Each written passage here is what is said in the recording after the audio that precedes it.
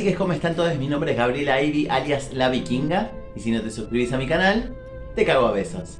En el día de hoy dije, vamos a investigar en internet porque recordé, me cayó así como una ficha importante de la existencia de los pitufos. Creo que todo el mundo, hay varias generaciones que conocen a los pitufos. Lo que pasa es que nosotros nos criamos con las animaciones originales de los pitufos, es decir, allá por los años 80, y después hay una nueva generación que directamente se crió con las películas ya yanquizadas, etcétera, más comerciales, como que pierde ese espíritu propio de lo que era la serie de los pitufos. Peyo o Pello, como le decimos acá en Argentina, es de origen belga, no verga, belga. Y bueno, había creado en su momento los pitufos ya creo que por el año 48, una onda por el estilo, muy posguerra ahí nomás. Creó estos dibujitos que la verdad que eran muy atrayentes. ¿Por qué? Porque, sobre todo para las niñas, porque eran dibujitos muy redondeados. De hecho, a diferencia de lo que es las animaciones, que eran como más estilizados, porque era muy difícil animar, era como muy pitutitos y tenían como manos muy gigantes, pies muy gigantes, y bueno, evidentemente habrán tenido que rediseñarlos para las animaciones. Y en paralelo la serie tenía los cómics. Recuerdo en la primaria que había empezado, allá por los años 80, en mi primaria, que había surgido una especie de leyenda urbana, que era que los pitufos venían del demonio. Como buenos niñes que éramos, que nos contábamos historia, por ejemplo, que había un niño que tenía un peluche de un pitufo y un día apareció y, o sea, entró la madre al cuarto, el pibe no estaba más y había un pitufo con un cuchillo en la mano con sangre. Pero no desconocíamos el origen, porque la verdad que eran como muy tiernos. Y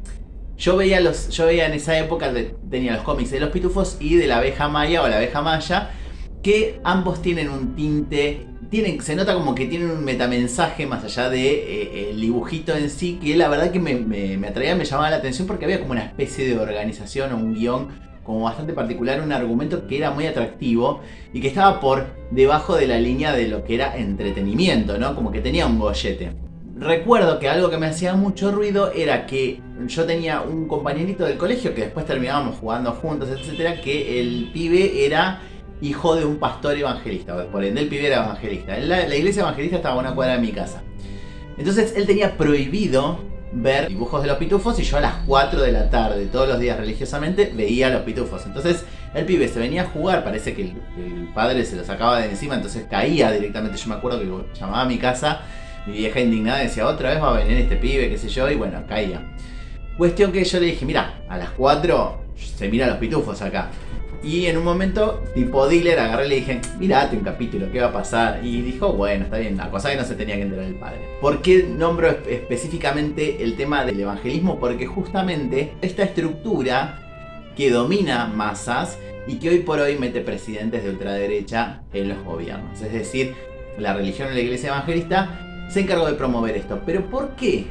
¿Por qué agarrarse con unos dibujitos que había hecho Pello en su vida para que los evangelistas estuvieran en contra? En realidad no era Pello en sí ni los dibujitos, sino el contenido. Una de las estructuras, si leemos entre líneas, lo que tenían los de pitufos mostraban una sociedad comunista. Entonces, obviamente, para las iglesias, el comunismo es el enemigo. Las iglesias amigas de la élite, las iglesias recaudadoras de impuestos en la Latinoamérica casi postcolonial o durante la colonia. Imagínense que el comunismo era el enemigo mortal y lo sigue siendo al día de hoy. De hecho, si ven la serie El Reino, que la verdad que se los recomiendo bastante, está como cuenta cómo son las movidas de estos grupos eclesiásticos para subvencionar a los políticos y a la vez cómo van distribuyendo su ideología, cómo de repente aparecen pañuelos celestes cuando antes no, cuando se empodera el movimiento a favor de la interrupción voluntaria del embarazo, cómo de repente empiezan a surgir pañuelos celestes de todos lados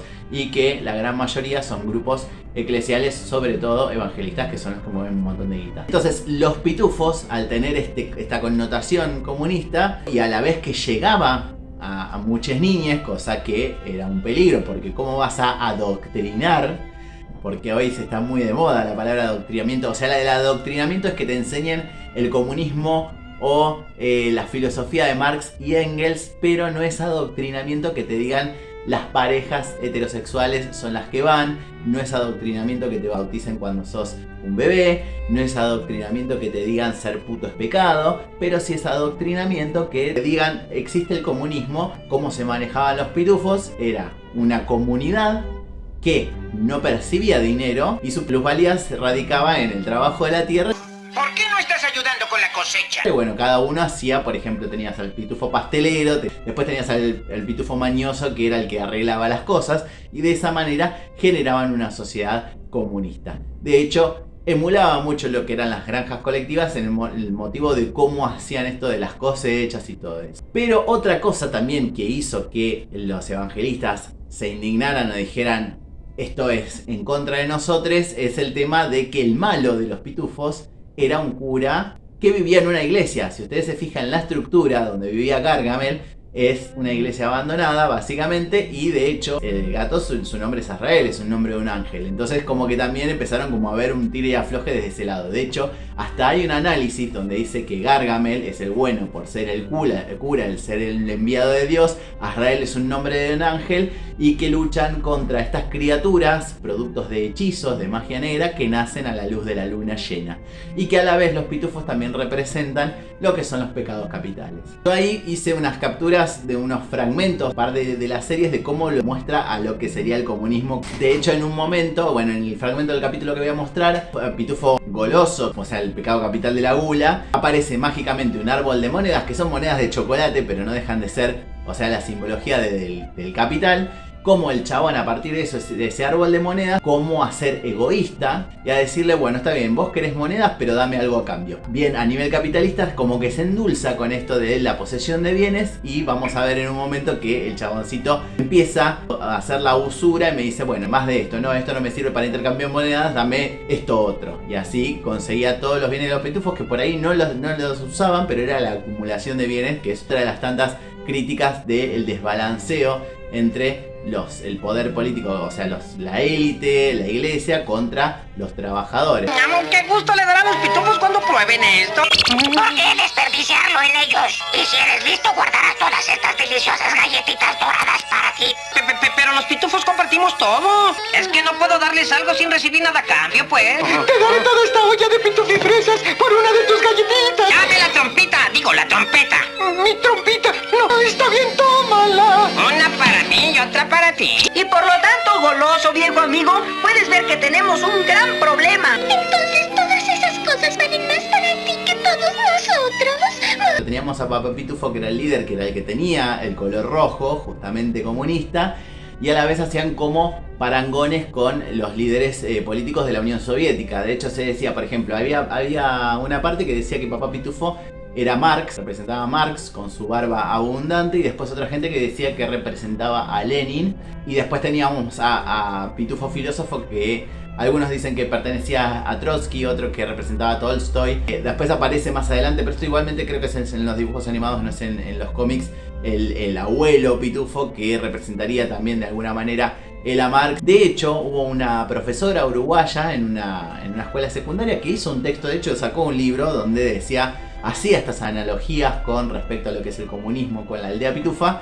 y saltaron grupos conservadores diciendo cómo van a adoctrinar y darle a los pibes del secundario a leer este tipo de cosas. O sea, algo muy común durante toda la historia de nuestra vida. O sea, siempre nos daban para leer ciertas cosas, pero no podíamos leer el espectro total. Y bueno, obviamente sacaron de la venta eso. Encima en Uruguay, viste que es un país, no es ultra conservador como para decir, che, está mal. Bueno, pasó eso. Como todo movimiento, ya sea liberal y conservador, o ya sea de izquierda a derecha, o ya sea capitalista y comunista, todos estos movimientos tienen un factor, un denominador común, que es el racismo y el machismo. Entonces, en este caso, ¿qué sucedió? También se expresó de esa manera. De hecho, el cómic número 1, que yo lo tenía, se llamaba Los Pitufos Negros. ¿Y cuál era la particularidad? Que después en la animación pasaron a ser Los Pitufos Morados, obviamente, porque no vas a poder poner en televisión nacional Los Pitufos Negros porque ya era demasiado. Y la particularidad era que a los pitufos, a uno de los pitufos, lo picaba una mosca que en la traducción del cómic se llamaba mosca tsetse. Le picaba, le mordía lo que era la colita, y se volvía negro el pitufo y pasaba de hablar su lengua a hablar monosílabos como si fueran bárbaros, como si fueran brutos, como si fueran salvajes. Y de esa manera ese pitufo negro empezaba a morder a los otros pitufos como si fuera una peste, o sea, los contagiaba directamente. Claramente, bueno, ese capítulo se hizo animado, pero por lo menos se pasó a morados. De hecho, recuerdo que en el cómic se mordían el ojete bien, o sea, mandaban los dientes gigantes. En el dibujito no mostraban, se escuchaba el ruido de la mordida y después aparecía el pitufo ya violeta.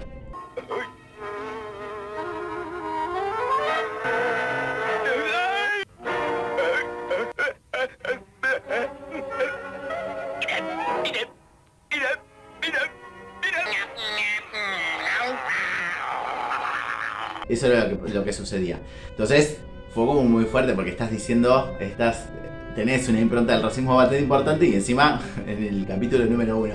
Y después con la aparición de Pitufina. Bueno, hablando de machismo, tenemos ya de por sí eran todos masculinidades, pero después tenemos la aparición de Pitufina que la había creado Gargamel, primero y principal, para manipular a los pitufos varones y que la había creado fea. Entonces los chabones le hacían bullying. De hecho me acuerdo que en el cómic, además de morocha, tenía pancita y los pitufos se burlaban de ella. Y ella lo que hizo en un momento, los manipuló para abrir la represa e inundar la aldea. O sea, la mujer era el mal de la sociedad.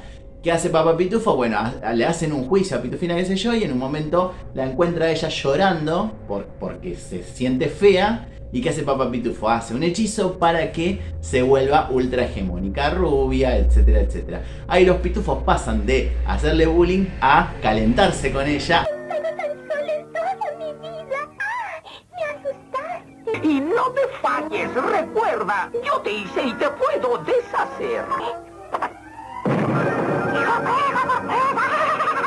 Ya, Pitufina, Gargamel te hizo para pitufarnos, no es culpa tuya. Ahora por darle el ser. Compañeros pitufos, quiero presentarles a la nueva y mejorada Pitufina. Hola, muchachos. Y de hecho en los análisis estos comunistas que se hacían decía que Pitufina, la única mujer comunista de la aldea comunista, representaba a Rosa Luxemburgo. Bueno, y por último, otra de las cosas que se acusaba era el tema del antisemitismo. ¿Por qué? Porque el malo, Gargamel, se lo consideraba así en la comparativa de la nariz ganchuda con la nariz de los judíos. Después yo recuerdo que a medida que avanzaban los cómics era como que se iba perdiendo más eso y como que se iba más a historias más triviales. Evidentemente habrá habido alguna bajada de línea o algo por el estilo. Todo eso fue tomado por los evangelistas para decir, viene el demonio, no lo vean, hace mal. Vi que hay poco material de esto, así que dije voy a hacer un video analizando este tipo de cosas y recurriendo un poco a la nostalgia y recurriendo un poco a que me encantan los cómics. Así que les deseo un muy feliz fin de semana.